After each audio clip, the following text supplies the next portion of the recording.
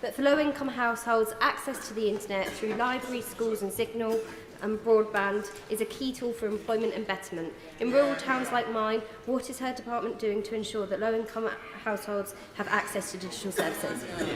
Minister. No, well, I thank her for her interest, and she's right that it's important that every person in the country is able to be connected. That's why we've been very much encouraging of social tariffs, which have been rolled out by a large number of operators now, and her constituents will be able, if they are on benefits, to access those, and they're from £10 a month for cheap connectivity for everybody.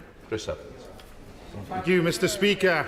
For rural businesses, internet connectivity is essential. And as we move into the summer, many of these businesses are tourist businesses. But sales can be lost and repeat business never comes back when tills and card machines do not work because of unreliable 4G and the internet goes down. Very often businesses suffer and do not see many sales. Yet, the National Audit Office recently said the government's shared rural network project, like everything else, is behind schedule. What message does the Minister have for those businesses this summer who will struggle to keep going with no internet connection or poor broadband speeds? Minister. Well, I thank him for his question, but that is not actually a true representation of what the National Audit Office said about the shared rural network. We're actually making very good progress, and we hope to be able to share very good maps of coverage soon in terms of the progress being made. And when it comes to the rollout of gigabit, he may be interested to know that the Welsh Government actually made representations to us about bringing that in-house because we were making so much better progress in England than they were in Wales. And I'm very pleased to say that ever since we took that in-house, we've had amazing progress when it comes to gigabit rollout in Wales. Paula Hubbard. Question number 2, Mr. Speaker. Thank you, Mr. Speaker. With your permission, I'll answer question 2 together with question 10. The Science and Technology Framework sets out our commitment to expanding STEM opportunities to the most diverse range of people possible. We've acted swiftly to identify and dismantle any barriers to entry, and as a result, we have seen major improvements in recent years, though there's always more to do. Thank you, Mr. Speaker. Today is National Numeracy Day, and in my constituency, which is one of the poorest, all 7 wards fall into the lowest numeracy ranking in the UK. So what is the Minister doing to ensure that people in constituencies like mine aren't locked out of jobs in STEM by a skills gap which doesn't recognise the disadvantages they face? Thank you, Mr. Speaker. Minister. Mr. Speaker, the Honourable Lady raises a very important point on National Numeracy Day. Whilst we mustn't be complacent, the Government has made outstanding progress on equality for all, and I hope the Honourable Lady will join me in congratulating teachers in her constituency and up and down the country on the fact that under this Government, girls now make up 52%, a majority of all science entries at A-level last year. Johnson. Thank you, Mr. Speaker. The Institute of Cancer Research has made positive steps in terms of diversifying representation in STEM through their apprenticeship scheme.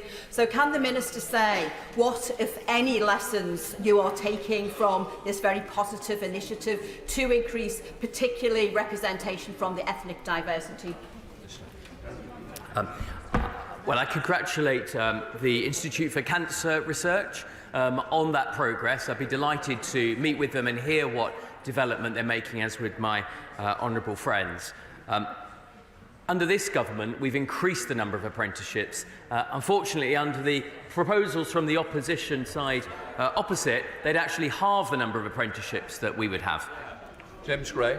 Speaker, inclusion and diversity in STEM will be greatly increased and helped by the £6 million that Sir James Dyson has recently given to Malmesbury Primary School in my constituency, together with the STEM college which he has locally. He's made it plain this is available to all, and he intends to make sure that everyone in the town of Malmesbury and the surrounding area benefits from it.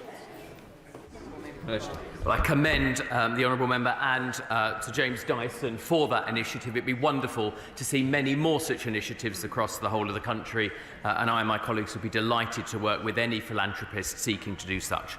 Sir Michael Fabricant. On National Numeracy Day, will my right honourable friend take the opportunity to praise the work of universities like the University of Birmingham, Imperial College London and Loughborough University, who go out of their way to attract women into engineering courses? Well done. We are enormously blessed in this country, Mr. Speaker, with the quality of our universities, so many of whom, together with the firms that sponsor undergraduate and postgraduate research, are making magnificent efforts in the important area of diversity in STEM. Shadow Minister Chiomoro. Thank you, Mr. Speaker. Now, the Science Secretary says she wants to ensure brilliant people can contribute and succeed, irrespective of their background. And that's only right. With only 16% of practising engineers women, it's like trying to play Premiership football with half our players barred from the pitch. So can the Minister explain why the life sciences vision, the AI strategy, the science and tech framework, all his major science strategies, not one of them has an equalities assessment? We have no idea whether they are helping break down barriers or not. The Secretary's war on woke has so far cost the taxpayer tens of thousands of pounds and delivered only damage and limitation. Why can't he fight for our scientists and engineers instead? Chris, that one. Well, as the Honourable Lady well knows, the science and technology framework absolutely puts both diversity, STEM education and skills at the heart of its framework. We will be publishing skills frameworks for each of the priority areas in that framework. Very Sambra. Minister. The Government could not be more committed to supporting our valued life sciences sector, which in the financial year ended 2022 contributed well over £100 billion in turnover to the UK economy and employed over 300,000 people. Thank you, Mr. Speaker. As the Minister would know, there is a shortage of lab space and clinical trials in the UK. And companies like the Precision Health Technologies Accelerator in Birmingham, led by the excellent Professor Gino Martini, want to be part of the solution to this problem. And so can the Minister outline what help they can give businesses like that so we can increase clinical trials to help the advancement of life-saving medicines?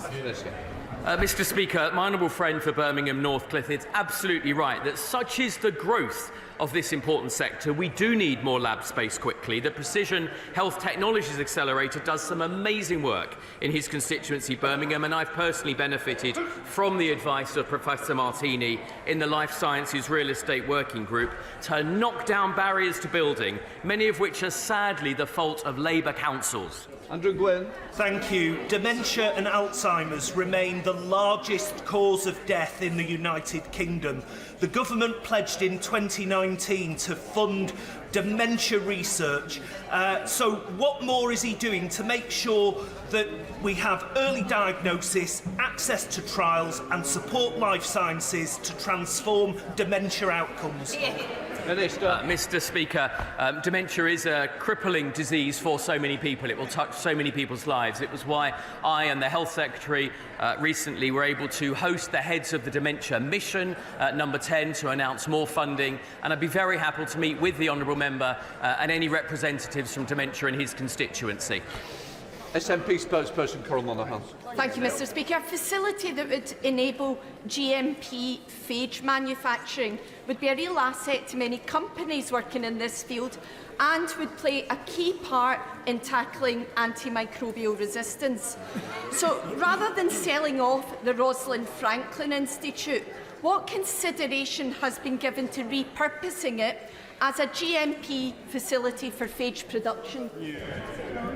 Minister. Mr. Speaker, the Honourable Lady makes important points. I and my officials have met with and considered a number of different options for the Rosalind Franklin Institute, which they and I believe the Honourable Member will be aware of.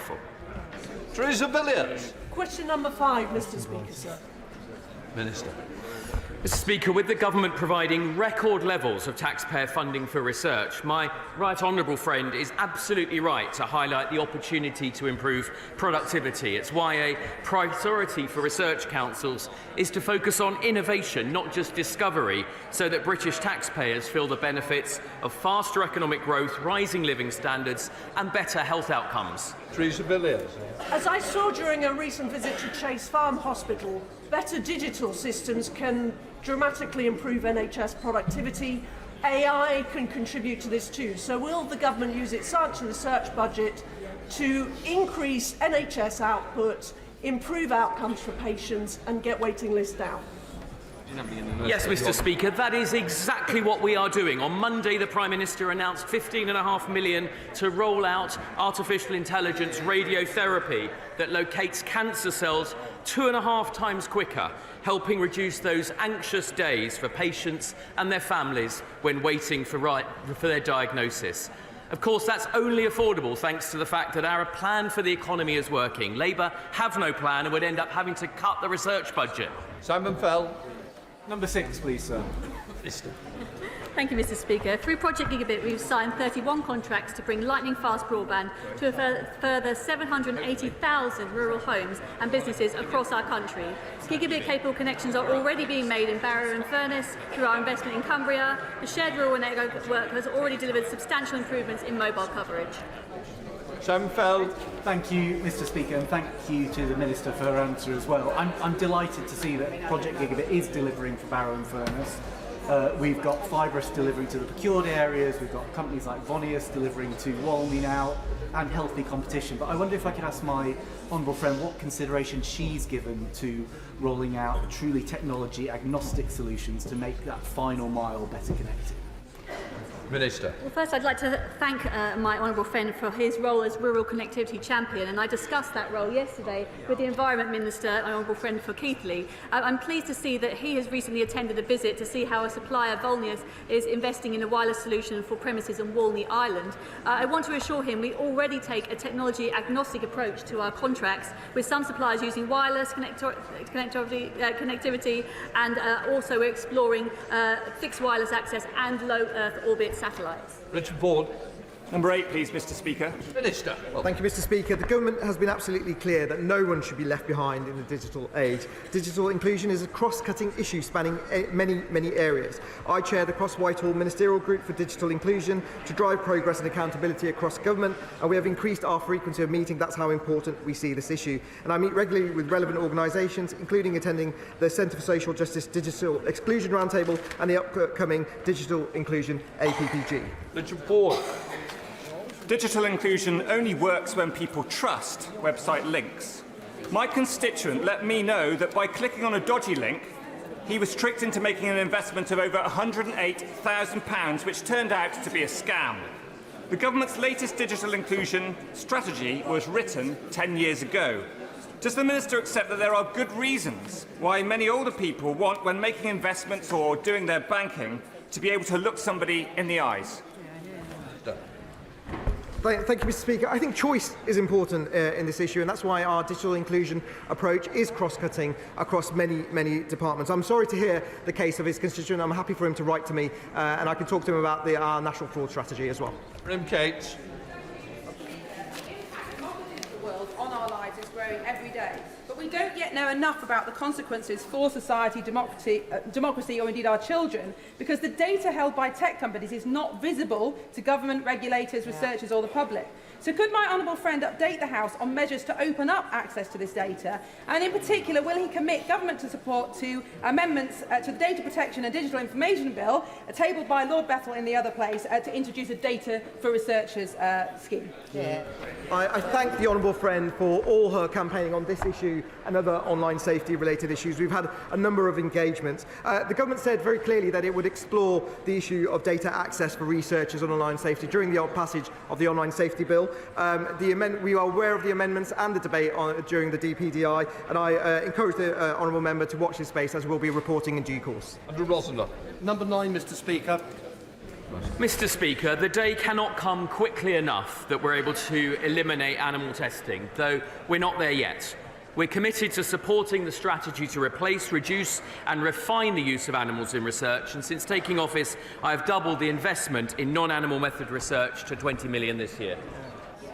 Mr. Speaker, the reduction and ultimate ending of the need to use animals for testing purposes is an important policy objective of my animal-loving constituents in Romford. So, does the Minister agree that animals are not laboratory tools, but sentient creatures, and the policy of replacement, reduction and refinement must be at the core of government policy going forward? Mr. Speaker, I know that this is an issue close to the member for Romford's heart as a great animal lover in this House, and recall his own past work as Shadow Minister for Animal Welfare. This summer, Mr. Speaker, we will publish a plan, together with my colleagues from the Home Office, to accelerate the uptake in non-animal methods research. We now come to topicals. Chris Elmore. Number 1, sir. Minister. Mr. Speaker, this government has a plan to ensure that technology works for our people, not against them. Right now, the Secretary of State is in Korea for the AI Seoul Summit. There she's building on the progress we made and the UK's leadership at Bletchley Park last year to tackle the risks of artificial intelligence. Whether it is AI, quantum, the life sciences or the next generation of advanced telecommunications, we're making the UK a science and tech superpower, backed by the highest ever level of spend on research and development. Mr. Speaker, our plan is working. Our scientists and entrepreneurs cannot afford to go back to square one with Labour. Thank you, Mr. Speaker. The UK Research Innovation Chief Executive has announced they're stepping down in June next year. Yet, normally the process lasts 8 months. The government is speeding up the recruitment process. Is that because they're worried about the outcome of a general election? Mr. Speaker, this government is focusing on delivery every single day, and I make no apologies for cracking on with the process of making sure our brilliant research institutions have the finest leadership the best and brightest in the world deserve. Simon Baines. Thank you, Mr. Speaker. In recent years, government policies led by my honourable friend, the Digital Minister, have resulted in a big improvement in broadband and mobile connectivity on the Welsh borders, both in my constituency of Clwyd South and across the border in neighbouring North Shropshire. But there are still some poor areas of connectivity. Could the Minister outline what further steps she is taking to ensure that all homes and businesses on both sides of the Welsh border see better broadband and mobile connectivity? Well, I thank him for his brilliant work on connectivity in the border areas.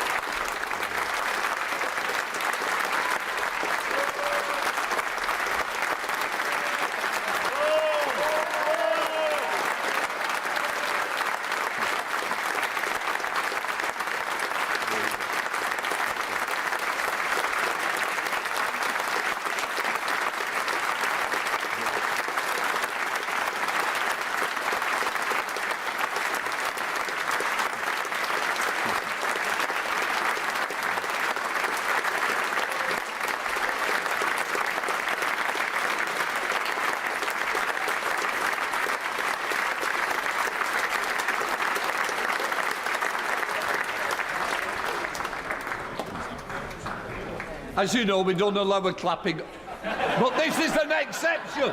Right, Minister.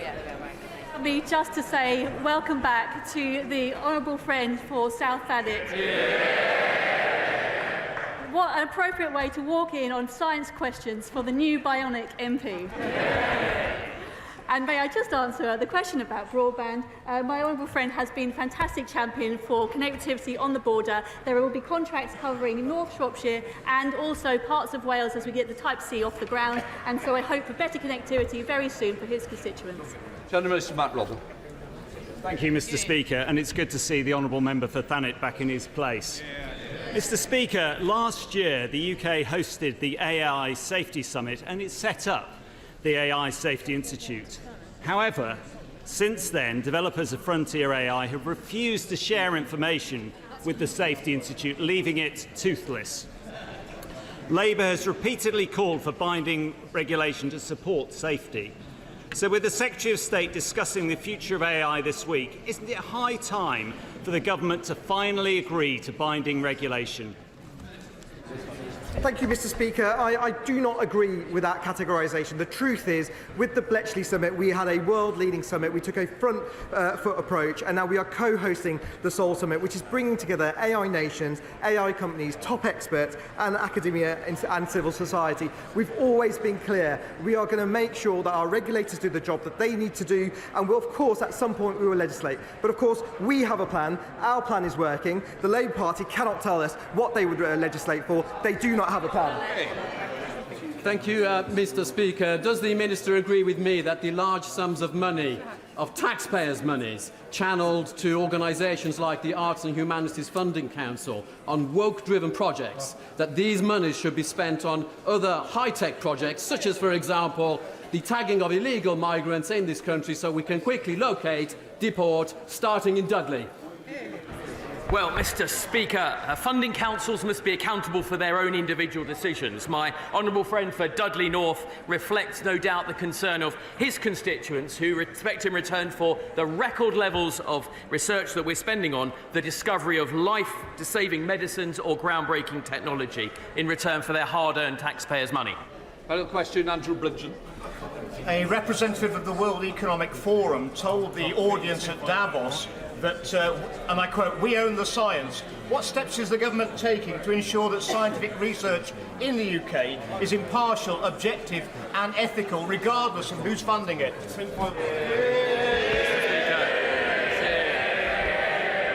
Mr. Speaker, it is absolutely right. It's intrinsic in the scientific method that research is impartial, that research is challenged, and it's public and transparent and open. That is always our commitment, but our commitment is also to fully fund research and turn this country into the science and technology superpower that it deserves to be. Before we begin Prime Minister's questions, I'm sure the whole House would like to join me in welcoming back our colleague, our friend, an inspirational honourable member for South Thanet. Craig, it's so good to have you back amongst us.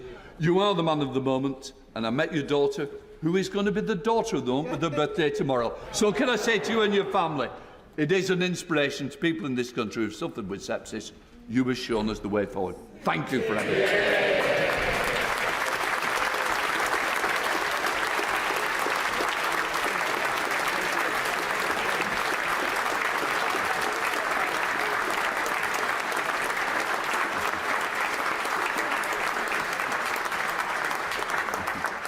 And that's the only reason I allow clapping. Can I say, just to mention, we've got the Speaker of the Icelandic Parliament with us today and the Premier of the Cayman Islands. We now go over to questions to Prime Minister Jen Kitchen. Thank you, Mr. Speaker. Question number 1. Prime Minister. Mr. Speaker, I know the whole House will join me in remembering the victims of the horrific Manchester Arena bombing 7 years ago today. Our thoughts are with them and their families. And I'd like to pay tribute to Figen Murray, who joins us in the gallery for her courage and her bravery of her campaigning in her son Martin's memory. And I look forward to meeting her later today too. Mr. Speaker, can I also add my personal welcome back to Parliament to my friend and colleague, the Honourable Member for South Thanet. No one who watched his interview last night could have failed to have been in awe of his incredible resilience. Mr. Speaker, this morning I had meetings with ministerial colleagues and others. In addition to my duties in this House, I shall have further such meetings later today. Jen Kitchen. Thank you, Mr. Speaker. I too welcome the Honourable Member for South Thanet back to the House and wish him well in his duties. Can I also associate my remarks with the Prime Minister? The Association of Dental Groups in their May 2022 report identified my constituency, Wellingborough, as one of England's dental deserts. I welcomed the Prime Minister's grand scheme to send dental vans to constituencies like mine. But just months on, he's having to U-turn because there aren't enough vans. Why can't the Minister address this issue seriously? Prime Minister. Well, Mr. Speaker, that's not right. Actually, thanks to our dental recovery plan, we're delivering 2.5 million more dental appointments. There's a new patient premium, new provision for remote communities. And actually, we know that the plan is now delivering, because since it was announced in January, over 500 more dental practices are now accepting new patients. And I'd also just point out to the Honourable Lady that compared to the party opposite's plan, what we are doing is producing more than twice the number of extra appointments to get people the treatment they need. Elliot Colburn. Thank you, Mr. Speaker. Today's news on inflation is not just good news for consumers in Carshalton and Wallington, but also for capital projects like the investment into St Helier Hospital and to build a second hospital in my constituency, protecting A&E and maternity locally. Given that good news on the economy, will the Prime Minister recommit today to working with the NHS in my area to build that second hospital, improve St Helier Hospital, and agree that you can only underpin a strong NHS with a strong economy? Prime Minister. Well, Mr. Speaker, we are investing in better healthcare right across our country, and I'm delighted to see that Epsom and St Helier University NHS Trust was recently allocated over £6 million to upgrade the A&E and will benefit from a new specialist emergency care hospital in Sutton as part of the programme. But as my honourable friend said, that is only possible because of the difficult decisions we have taken to bring inflation back to normal and grow the economy. Today's figures show that the plan is working, Mr. Speaker, and I'm sure the whole House, including perhaps the Leader of the Opposition, will welcome the news that inflation is now back to normal. We now come to the Leader of the Opposition, Keir Starmer. I want to begin by saying a few words to the Honourable Member for Thanet South. Firstly, thank you for meeting me privately this morning with your wife and daughter so I could personally convey my best wishes to all of you.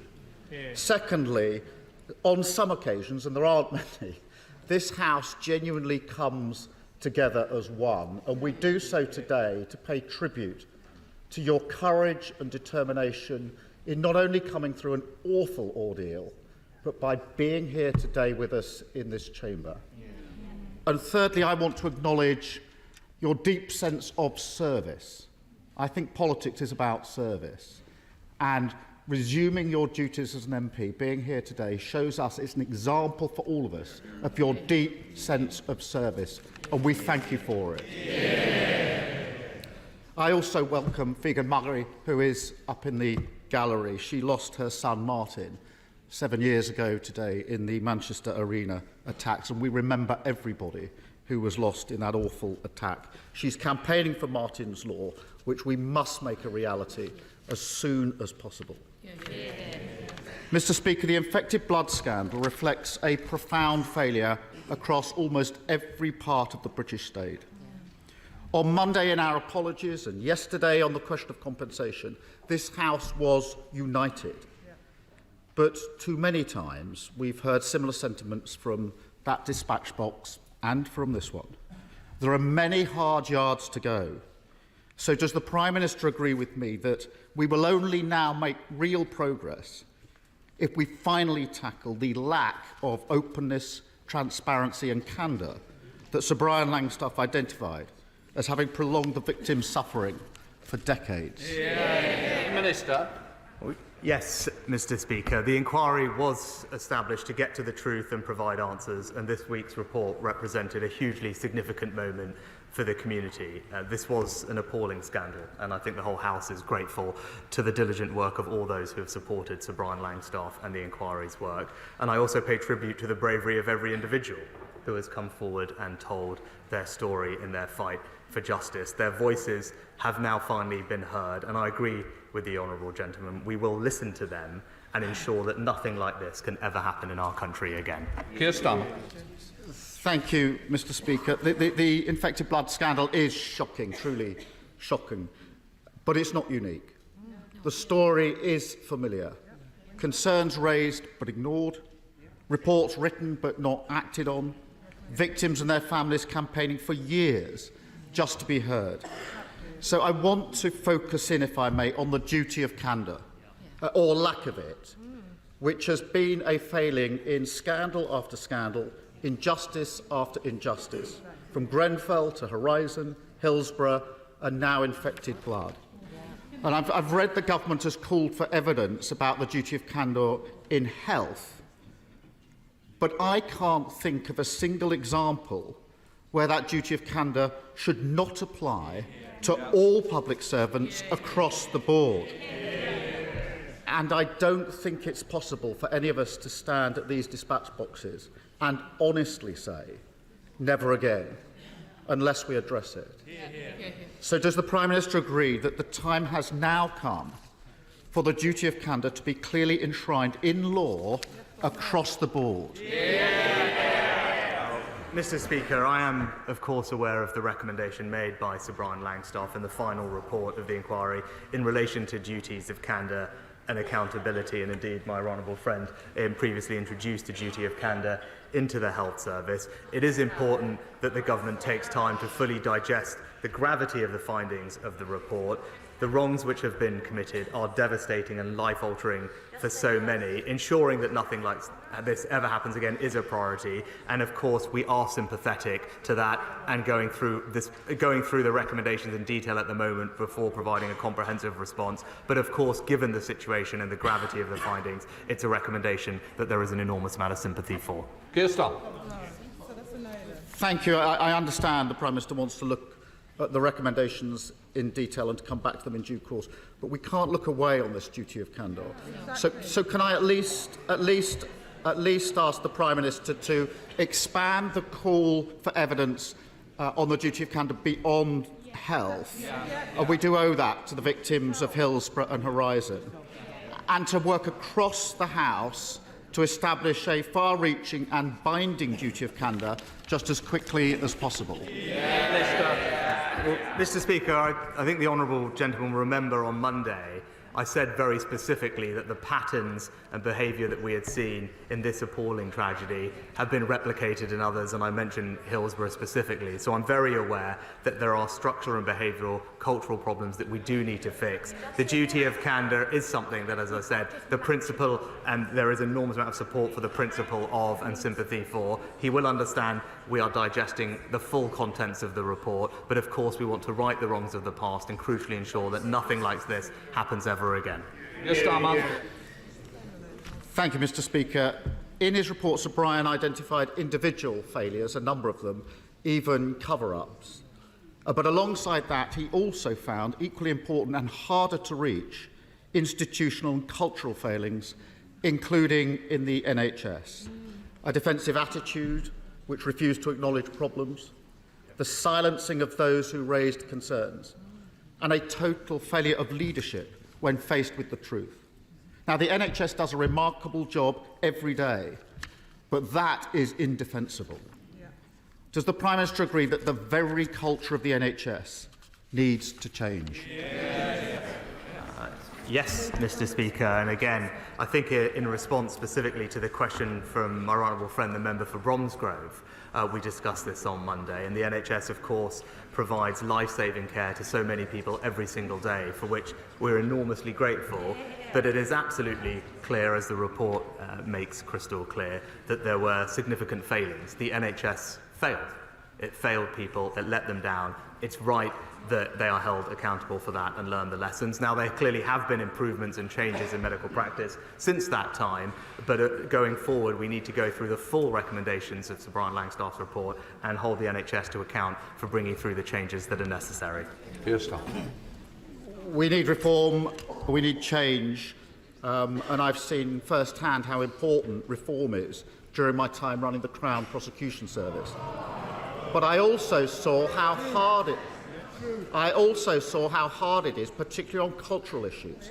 It requires brave decisions and difficult decisions. Now, 11 years ago, the Health Secretary, as Health Secretary, the now Chancellor said, the era of gagging NHS staff from raising their worries about patient care must come to an end. But 11 years on and 10 months on from the Lucy Letby case, there are still clear examples of NHS managers still gagging staff and then being moved on instead of being moved out. So will the Prime Minister now commit to ensuring that those who do gag and silence whistleblowers will no longer be able to work in the NHS? Minister. Well, Mr. Speaker, of course the behaviour that the honourable gentleman describes is wrong and I believe already is illegal under our laws, but we will make sure that people do have the ability to raise concerns. And one thing that I know has given many of those who have been impacted by this scandal some reassurance is the appointment of Sir Robert Francis to be chair of the inquiry, who obviously is someone who not just has a wealth of experience dealing with this particular set of issues, but has a long track record of working with the NHS as well on the issues that the honourable gentleman raises. Keir Starmer. Sir Brian's report is a victory for all those campaigners and victims who fought so hard for this moment, including the Right Honourable Member for Hull North. But it's also one of profound pain, anger and sadness for so many. Now, there is a chance for us to make real progress on this issue, and we must do that with victims in mind. Now, given the degree of cross-party consensus that we've already seen on apologies and compensation, and given the government's promise to ensure compensation by the end of the year, will he also now promise to deliver on all the recommendations in the same timeframe by the end of the year? Prime Minister. Mr. Speaker, of course, we want to deliver on the recommendations as quickly as practically possible, and indeed our expectation is that we can do that before the end of the year. But Sir Robert's appointment, as I said, will bring a wealth of experience, and it was crucial that the Chair had the knowledge and the expertise and familiarity with the issues here. His support for delivering the scheme and making sure that compensation can be paid by the end of the year, I think, will be invaluable. He talked about the community, and over the next few weeks, Sir Robert will seek views from the infected blood community, specifically on the proposed scheme, to make sure that the scheme will best serve those it is intended for. And our shared priority is delivering compensation to all those infected and affected with absolutely minimum delay, and begin bringing justice to all of those impacted. Danny Kruger. Thank you, Mr. Speaker. Mr. Speaker, in 1997, the public voted in what they were told would be a sort of continuity Conservative government, the same policies, just with different faces. Instead, what they got was record immigration, constitutional vandalism and a broken economy. Does the Prime Minister agree that with the economy now roaring back to life under a Conservative government, the last thing we need is a return to the failed Labour recipe of high taxes, open borders and employment laws that destroy jobs? Mr. Speaker, my honourable friend gives a superb and passionate economic diagnosis, and he's right. Inflation is now back to normal, and indeed lower than France, Germany, the United States, at its lowest level in years. Our economy is growing faster, wages are rising, and that's why we need to stick to the plan that is working, Mr. Speaker. And he's right to point out the risks of what the Labour Party proposed. 70 new laws. 70 new laws. They've caved in to their union paymasters, and what does that mean? It means it will cost jobs and damage our economic recovery. MP Leader Stephen Flynn. Thank you, Mr. Speaker, and can I begin by also welcoming the member from South Thanet back to the chamber. He is indeed an inspiration to all of us. Mr. Speaker, speculation is rife, so I think the public deserve a clear answer to a simple question. Does the Prime Minister intend to call a summer general election, or is he feared? Well, Mr. Speaker, as I have said repeatedly to him, there is, Mr. Speaker, spoiler alert, there is going to be a general election in the second half of this year, and at that moment the British people will in fact see the truth about the honourable gentleman opposite me, because that will be the choice at the next election, Mr. Speaker. A party that is not able to say to the country what they would do, a party that would put at risk our hard-earned economic stability, or the Conservatives that are delivering a secure future for our United Kingdom. Mr. Speaker, he continues to play games with the public, but whilst he does that, let's get back to some serious matters. Because I was taken aback this week when a former Prime Minister spoke some sense. Alas, it was indeed David Cameron, because what he said was that in relation to graduate route visas, if any restrictions are implemented, it will lead to job losses, it will lead to university closures, it will lead to a reduction in research. And University Scotland's outlines £5 billion of economic value at risk. So can I ask the Prime Minister, does he agree with the Foreign Secretary? The Foreign Secretary also said that the levels of legal migration to this country are too high, Mr. Speaker, and that's what I believe also, which is why it is right that we are taking decisive action to bring the numbers down. And, Mr. Speaker, that plan is working. In the first 3 months of this year, the visas issued are down by 25%, Mr. Speaker. Migration is on its way to being returned to more sustainable levels, and I appreciate that is a point of difference between the Honourable Gentleman's Party and indeed the Labour Party and us. We believe that level of migration needs to come down to more sustainable levels, so we ease the pressure on public services, and everyone who comes to our country must indeed contribute economically. That's the migration system we will deliver. Simon Bain. Thank you, Mr. Speaker. On the Welsh borders, we're incredibly proud of the Veterans Centre at the Robert Jones and Agnes Hunt Orthopaedic Hospital in North Shropshire, which not only treats veterans locally, including from my constituency of Clwyd South, but also from across Britain, as it is the largest hospital-based veterans service in the UK. Would the Prime Minister help resolve the Centre's current funding crisis, caused by changes in the NHS funding formula last year, given the fantastic treatment provided by Lieutenant Carl Mayer and his team for our amazing veterans community across the UK? Prime Minister. Mr. Speaker, can I thank my honourable friend for raising this important issue? We are committed to making the UK the best place in the world to be a veteran and ensuring that they have access to the appropriate physical and mental health support they deserve. That's why we've rolled out Operation Restore, Op Courage and Op Nova, and I know that NHS England have been introducing actually a suite of health services to work more closely with orthopaedic services. But I know my honourable friend has raised this issue of funding with the Minister of Veteran Affairs, and he'll be writing back to my honourable friend with an update in due course. David. Join others in welcoming back to the House the Honourable Member for South Thanet and say how much we admire his courage and send our best wishes to him and his family. And also join others in remembering all the victims of the bombing at Manchester Arena. Mr. Speaker, Amanda claimed carer's allowance when caring for her mother, but the DWP is now hounding her to pay back £1,200. Karina, whose daughter requires round-the-clock care, has been hit by a bill for £11,000. Victoria is being forced to pay back £100 a month. Just some of the tens of thousands of carers, victims of the DWP's flawed system, punished harshly for going sometimes just a few pounds over the arbitrary earnings limit. So, Mr. Speaker, family carers do a remarkable job. They shouldn't be penalised for working or for the DWP's own failures. So does the Prime Minister agree that the government should be supporting carers, not persecuting them?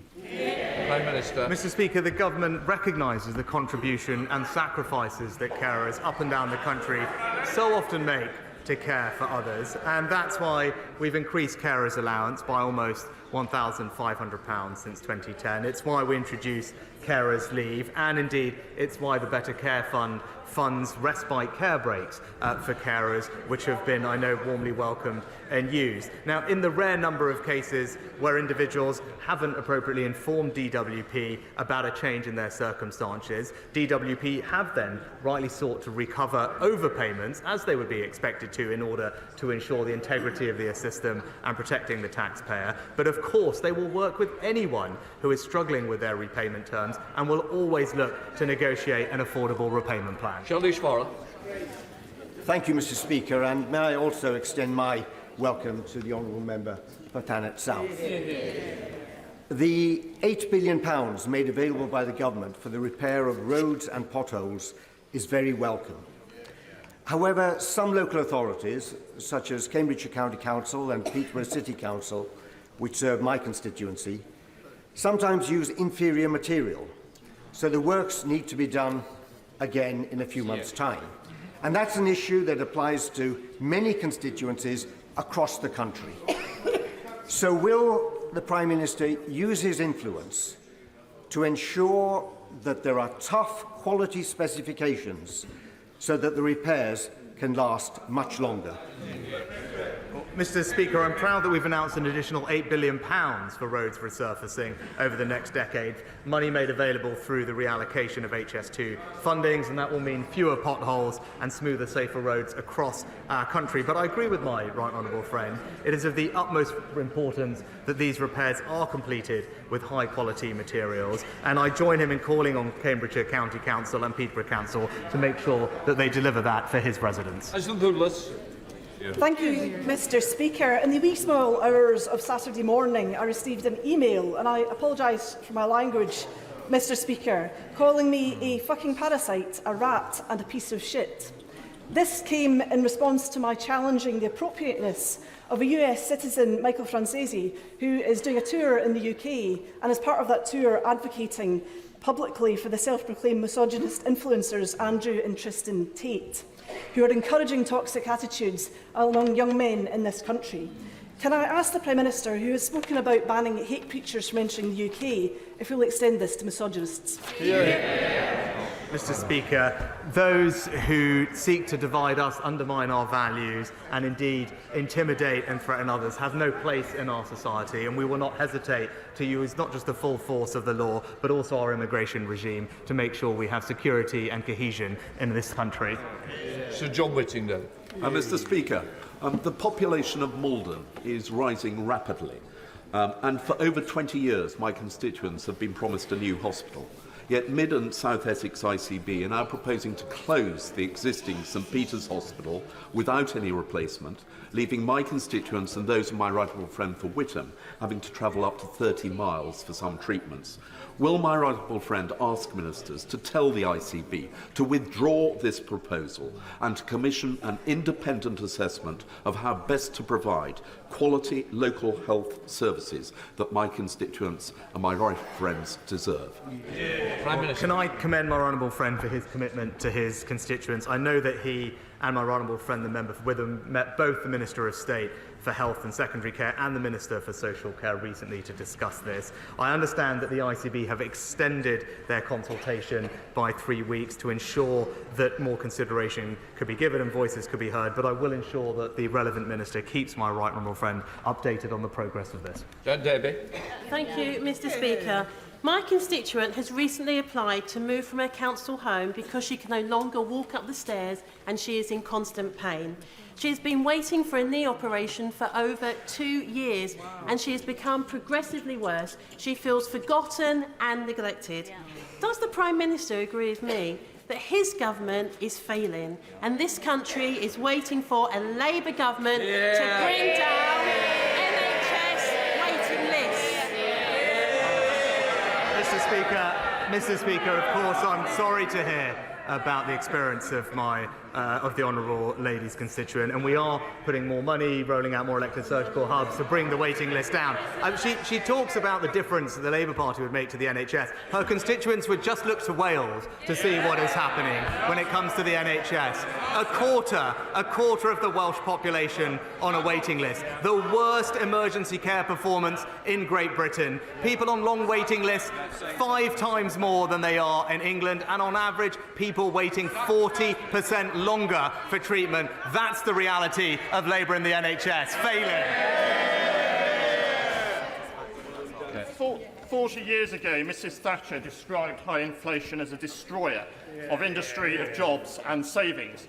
Does my right honourable friend agree that that sentiment is as true today as it was then? And what assessment does he make of today's announcement for my Gedling constituents who want to be able to save, get a good job and enjoy a reasonable standard cost of living?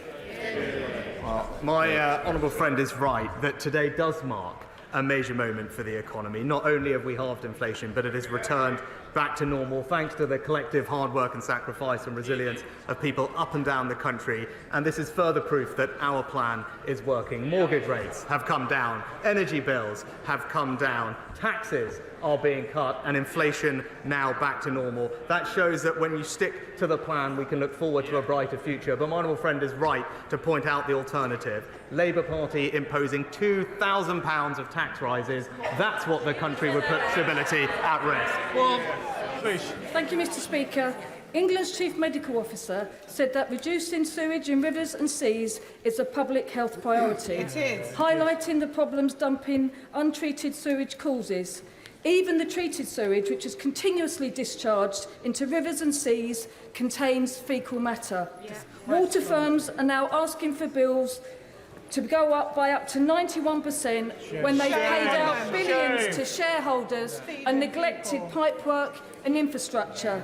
So, Mr. Speaker, can the Prime Minister tell me why is his government allowing these companies to destroy our waterways and make obscene levels of profit whilst making people ill? Well, Mr. Speaker, the level of overflows we've seen is unacceptable, but we have gone further than any other government, monitoring 100% of overflows, up from only 7% under Labour, investing record amounts in our water infrastructure, enshrining in law strict targets and introducing unlimited fines for water companies to hold them to account. But when it came to this House, the party opposite couldn't even vote for their own policy. And that's because there's only one party with a plan to protect the environment, the Conservative Party. Thank you, Mr. Speaker. Our NHS needs to be at the cutting edge of innovation and transformation. So I very much welcome the recent announcement on artificial intelligence in the delivery of radiotherapy. But will my right honourable friend commit to us going further and faster in the rollout and realising the potential of AI and the latest, most innovative medtech across our NHS, benefiting, of course, patients but also clinicians? Prime Minister. I agree with my honourable friend that we need to ensure our NHS is a world leader in medical innovation, which is why yesterday we announced funding to roll out game-changing AI to radiotherapy departments in England. And the benefits are clear because that technology can locate cancer cells 2.5 times quicker than doctors alone. But we won't stop there. We recognise the huge potential, and that's why the productivity plan announced in the spring budget will modernise the NHS and ensure our patients get the care that they deserve. Well, Ribeiro Addy. Thank you, Mr. Speaker. In recent days, the Trussell Trust revealed that its network handed out more than 3.1 million emergency food parcels in the past year, and that's the most it's ever distributed and nearly double the number 5 years ago. Absolute poverty among children in this country has risen by its highest rate of 30 years, and a quarter of all children in this country live below that poverty line. 2/3 of UK children in poverty live in families where at least one parent works. My constituency, Streatham, is one of the worst affected. So, Mr. Speaker, does the Prime Minister have any plans to restore the Child Poverty Unit or to address the calls for universal free school meals or report on any government plans aimed at tackling child poverty at all? Prime Minister.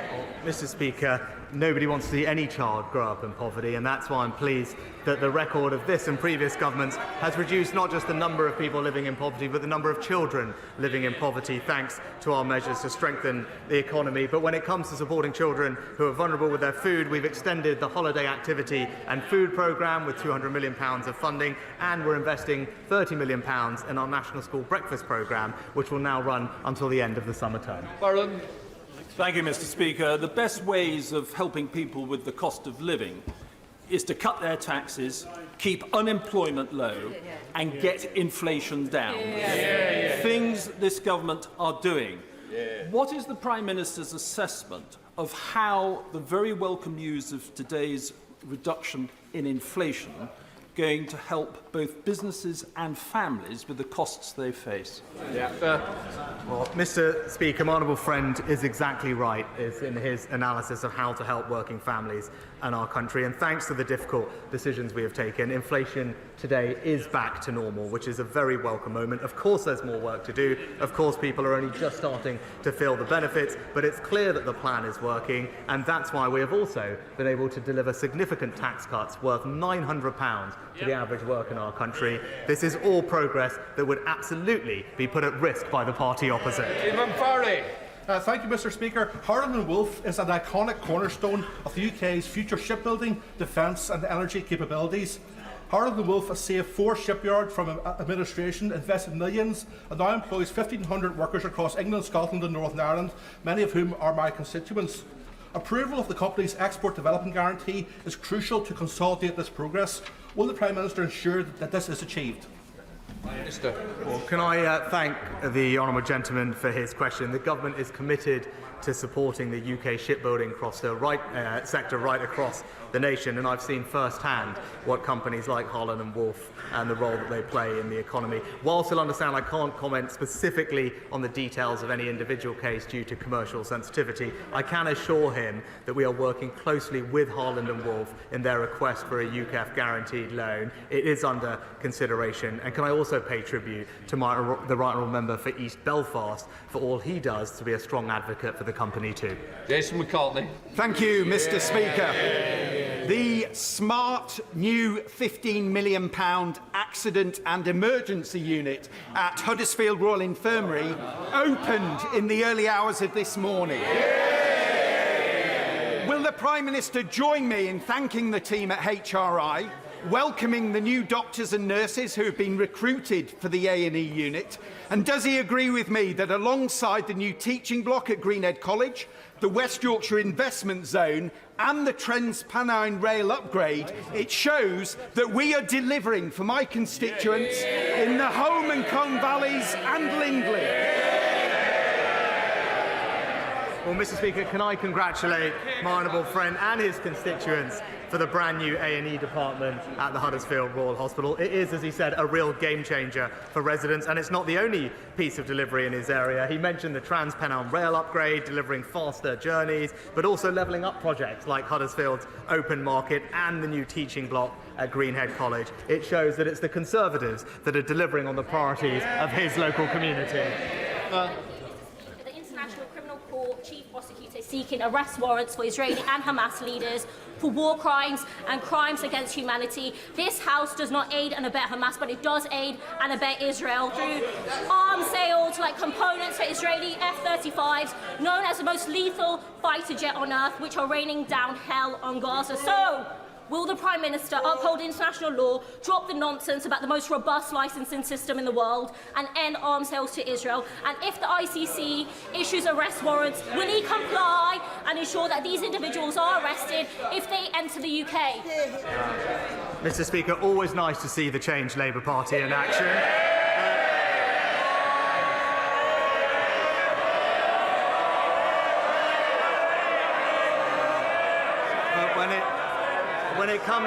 When it comes to the ICC, this is a deeply unhelpful development, Mr. Speaker, which is, of course, still subject to a final decision. There is no moral equivalence between a democratically elected government exercising its lawful right to self-defence and the actions of a terrorist group. And the actions of the ICC do absolutely nothing to get a pause in the fighting, to get the hostages out, or aid in. Craig McKinley.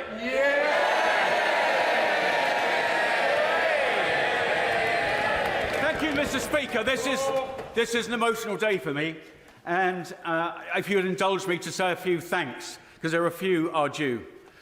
And one of those, of course, well, an apology, actually, that I've caused the breaking of so many rules today. Clapping. I've got trainers on because my shoes wouldn't go over the plastic feet, and my jacket wouldn't go over the bionic arm. So apologies for that. But I want to give some thanks. And first of all, the thanks to you, Mr. Speaker, for being there for me, for coming to visit. And I will tell everybody the little story. They thought, the rest of the hospital thought I must be dreadfully ill, because they said that guy's got the funeral director in already. But no, you've cared for me throughout, and I thank you for that. The other person in this chamber I'd like to thank is the Prime Minister, who's been with me throughout. He hasn't advertised it. He's been to see me multiple times. And to me, that shows the true depth of the character of the Prime Minister, and thank you for that. And to my wife, who's in the chamber, and my daughter and other family members, my father-in-law, I'd like to thank my wife for being there every single day of those many months in hospital. And she could only do that because of the support of family behind her. And in the public gallery, they can't quite see me, unfortunately, are many of the staff from the NHS who took me from where I was, close to death,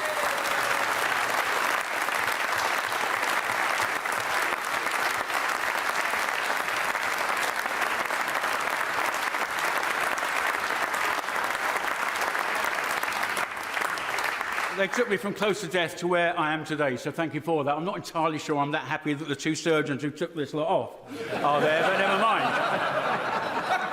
But can I ask the Prime Minister, there is a question here. Prime Minister, can we please ensure that we embed recognition of early signs of sepsis? It wouldn't have worked for me. Mine was too quick and too sudden. But for many people, they do get a few days. If we can stop somebody ending up like this, I would say that's a job well done. But also, Mr. Speaker, to impress upon your health ministers to allow the provision of appropriate prosthetics, particularly for multi-limb amputees, at the right time. Thank you, Mr. Speaker. Thank you. Prime Minister.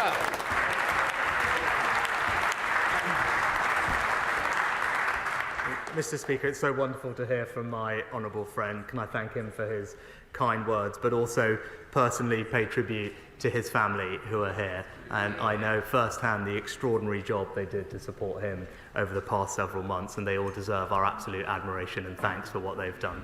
And on the substantive question that he raises, before I do that, can I also join him in paying tribute to the NHS workers who looked after him? He's right that sepsis is a devastating condition, and we're working hard to raise awareness of it, and I know that he will play a leading role in doing that. And without getting into all the details, I'll just say that he is right. The NHS itself has recognised this morning that more needs to be done, and I can assure him that we will do that. The Right Honourable Friend will discuss with him shortly, as will I, his suggestions on how we can improve care and awareness for people. But I'll end where I started earlier today, Mr. Speaker, and just say, Craig, you've inspired each and every one of us. Thank you. That completes Prime Minister's questions.